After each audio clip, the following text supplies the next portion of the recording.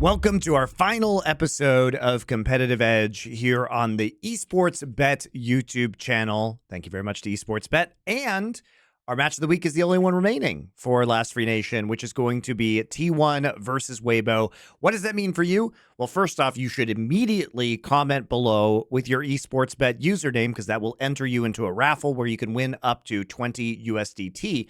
But if you'd like the chance to win double that amount, put at least $10 onto T1 versus Weibo this week, and you can win up to $40 USDT. Of course, if you use our sign-up code also below, you can get the usual 50% deposit bonus up to $100 USDT. And if you want to play along for free, you can get esports coins by following Esportsbet on Instagram, Twitter, and joining their Discord. After you do those three things, you will get 20,000 coins. Please just go ahead and message the mods on the Discord or into the chat support directly on the website. So thank you very much to Esportsbet, and remember to subscribe to this channel as well for more content like this. We are going to be talking about some angles, pretty briefly on the matchup today. First off, this is going to be very much T1 favored. As we've discussed this entire year, T1 fans oftentimes have, manipulated the odds to be very, make it unappealing, let's say, to bet on T1 because they are rather not crazy this time though, Monty. Have you noticed that? Here's what's funny. This makes me think even T1 fans are still scared of the finals curse, mate, because I would think on paper, think about this, entering the playoffs, Weibo Gamer was second to last for everyone. It was NRG's the worst team and Weibo's the second worst. The idea that T1 is I would have thought they would have been bet down to a 1.0 or something. I'm amazed that the odds aren't that terrible for the T1 side, mate. Yeah, so the T1 side is still under 1.3, but I do think they're coming in as relatively heavy favorites. I like some of the takes of T1 minus 1.5, which we're going to get to in just a little bit. Even for a straight up win, 1.3 essentially is not bad actually for the favorite. They should win. Yeah, they should win this series, so it's not terrible. I think I'm going to take the minus 1.5, but let's take a quick look at our matches from last week. First off, guys, we were down a little bit. I did place the bet on T1 when they were at 2.163, but of course we lost on BLG at minus 1.5. Couldn't even win the series, much less win it in 3-0 or 3-1. We also took some bets onto First Dragon and First Blood. Unfortunately, T1 got First Blood, and then of course they couldn't get the First Dragon attempt either. The opposite way from what we did. It went the opposite way. A bit unlucky. And then we parlayed the T1 win and the BLG win for a little bit of fun. But we've done so well in some of these other weeks that hasn't been the biggest deal in the world to miss out. This week came up pretty big last week overall also. And we'll get back to hopefully having some better performances for the finals here as we put some of the prop bets down. We'll also be talking about some stats that, might be relevant in terms of some of these prop bets for this particular matchup. But you actually like some of the Weibo odds here, right, Thorin, for the 3.3 to start things off? Right. The main thing for me is this. First of all, I actually think as an underdog, over 3 odds should in theory mean there's no way this team can win. But I actually don't think it's impossible Weibo can win. This is the main problem I have with this approach is because so much of it has been off what they did in the draft. Right. I actually think people are just assuming that you just make the right draft and T1 just automatically wins all the games. They're forgetting every single one of those narratives against T1 has yet to be proven wrong. We actually have to see Zayas carry the final. We have to see Oda not have an int game. We have to see Carrier actually pick those champions. That's my problem. In a lot of the other finals, he just wouldn't do the crazy picks he had in his pocket. He would do a really default meta pick. So if they do that, if Faker does nothing in the final, there's another thing. Faker in the semis is one of the main reasons they won. In some of the past finals, he's just been a bit passive himself. He's just been chilling. So for me, the key thing is, look, I don't think Weibo is some amazing team, but they have actually defied the odds again and again and again. And I do think there's a world where T1 doesn't play as well as they did in the previous 2 series.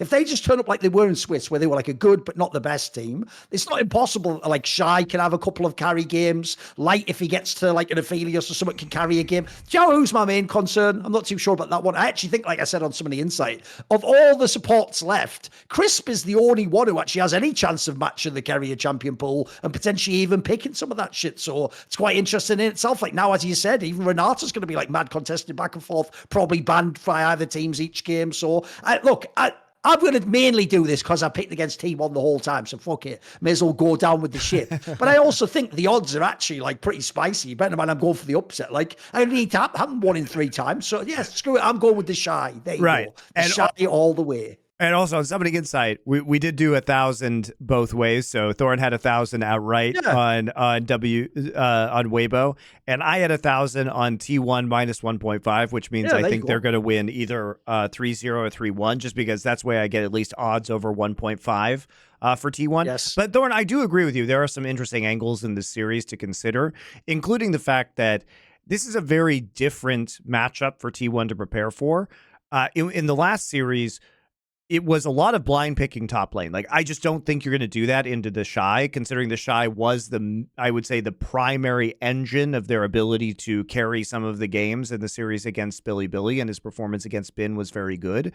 Whereas, given 369's champion pool and the way that he plays on JDG as a weak side laner meant that a lot of the blind pick Aatroxes were a bit more forgivable from Zeus, and I think that they may be saving like R5 counter pick for top lane this time around, which might necessitate them picking bot lane obviously earlier, which could lead to different concerns. However, you're also not game planning for, Knight. Zhao, who has not been very good at this tournament overall. And so, Faker, I think, is likely to get a lot of the champion picks that he's preferred, even if his pool is limited. And even if he's forced out of his comfort zone, is Zhao Hu going to be the guy who punishes him? If he suddenly snaps into MSI form, that we've seen him in the past, perhaps, but it's, again, rather a disappointing, Worlds performance or summer performance from Zhao Hu. And it just feels like there's a lot more weaknesses. Like some of the game, like Crisp has been really feast or famine. He's been great on Renata. He's been really bad on some other supports, like that Heimerdinger game he has against BLG in the semis was super bad. So I don't know. We've also had the enemy junglers, both Kanavi and Tarzan, like completely mentally collapse in T1 games, and that may not happen in this instance, right? So we have to say part of the reason why T1 was doing so well was that there were some really spectacular jungle ints in those series, and if those don't happen, T1 may not have beaten JDG, for example. They probably still would have beaten LNG, but I don't know if they would have won all of the JDG games. Here's my last reason as well.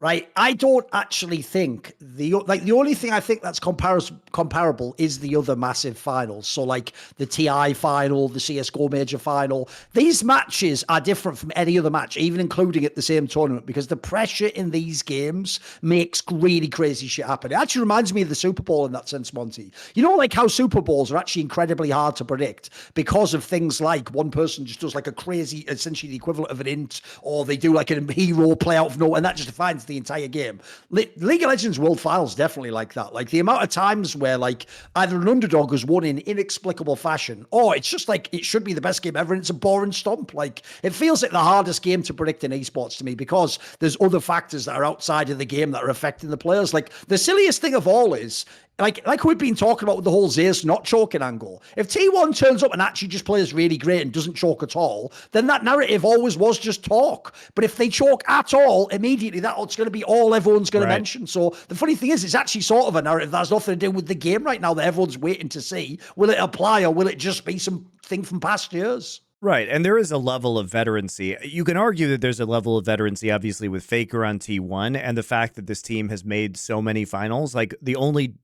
domestic or international final that T1 didn't make was MSI of this year in the last 2 years with this particular iteration of the roster.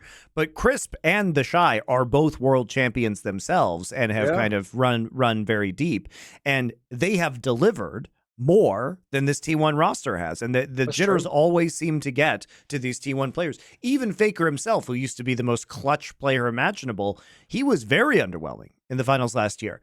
Again, comparisons are not necessarily one-to-one because that was a Zeka on a heater, and this is Zhao Hu looking kind of shit. So it's not like the same pressure, I think, from Faker in this particular instance, and I have more confidence that he's going to be able to pick up his performance. But these are all factors you want to consider. I still think T1 has a pretty heavy advantage. Like, I'd be surprised if this went to they should win 5 games. I'd be surprised if it went to 5 games. But I also said that about BLG versus Weibo, so who knows? But I also said if Weibo and BLG goes close, I think the finals are going to be a stomp because we need a clean victory in that other side of the bracket, or whoever wins out of JDG and T1 is just going to be a massive favorite. And indeed, the quality of games was significantly lower in BLG versus Weibo as opposed to T1 versus JDG, which was really a great series. Also, think how bizarre this would be as well. If this actually ends up going 5 games, the tournament makes no sense. So you're 3-0 LNG, 3-1 JDG, but then 3-2 Weibo. So if T1 does win, I actually hope they just win clean, mate. I hope it's just a fucking stomp at this point in time. If not, then I'm going for the Weibo mega drawn out 3-2 win. There you go. I also put some prop bets up here, even though we got the First Blood and First Dragon kind of reversed last week. We can talk about some of the statistics that have been going on in this tournament. First off, chances for First Dragon have to be awesome for T1. I'm amazed it didn't happen for them. The amount of teams that just give up the Dragon to them is insane, isn't it? It was very frustrating. I think they got the First Dragon on all the rest of the games too, because of course that's what happened. It just wasn't the first game. But T1 has been getting First Dragon over the course of Worlds. 75% of the games, they're the highest First Dragon team. Weibo's at 63%, so they're at 3rd, but they're still 12% below. And look, man, I just think that if you consider that Kerry and Gumayushi have been really pushing like their bot lane advantages, they're the better 2v2 duo, and you have Faker being potentially the better mid laner in this instance, even if he sometimes opts into less pressure matchups, like he's been playing a lot of Azir into Orianna, for example. They still have been able to snag the Drake quite a bit of the time. And as you can see from our odds here, the First Dragon is at 1.572 for T1. So we're going to go ahead and just take that one right away. Yeah, so go down here to First Dragon. And we'll put 250 on that. We're going big. We're having a little fun because it's the finals. Not that much. That's too much. Not 2,500. So 250 on to the first Drake in this series. We can talk about some of the other ones as well. So T1 actually leads in a lot of these statistical categories, which makes sense because they have been by far the most dominant early game team at Worlds. So First Blood, they're also in first place. They do take First Blood in 67, so 2/3 of their games. Weibo's at 50%. So they're much further down the list. However, I do think in this series, just like I thought with JDG, it's more likely that T1 gives up First Blood. If you guys remember a lot of the LNG games, they were giving up First Blood, but they were happy to do so because they were trading it for summoner spells and cross-map objectives.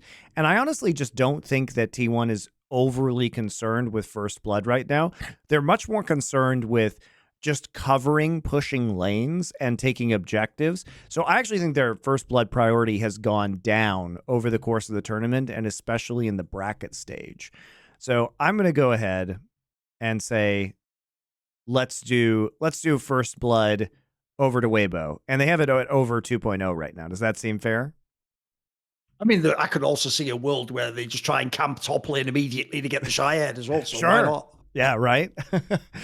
So we'll put 250 onto the First Blood as well. Yeah, it seems like if you are Weibo, you might actually have some set plays at level 1 or like weird jungle pathing early to try and get the shy ahead or try and find an advantage if you're not confident in T1. So feels like that might happen as well.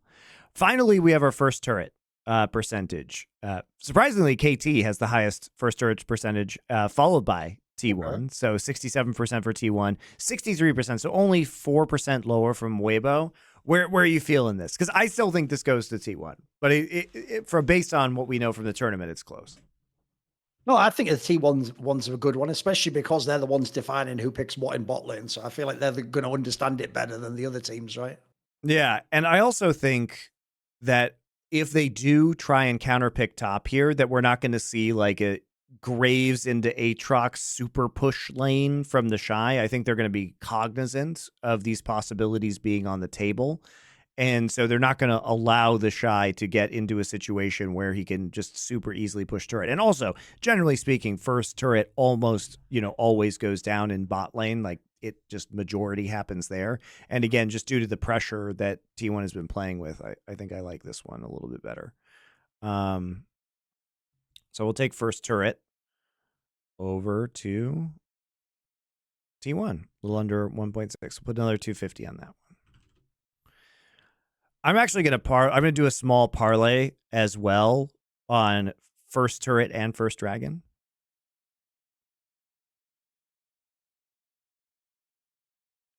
Oh, we can't bet on the same game in parlays. I have to bet on 2 different games. Well, okay. Rip.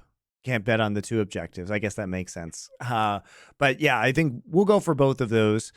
It is going to be interesting to see if this plays out. I still think that even if the first dragon fails here, obviously you're going to tailor your bets based on the compositions that you see. And if for whatever reason we see kind of a return to Tom Kench Jinx from T1, maybe don't go for those first Drakes anymore, right? If they opt into scaling.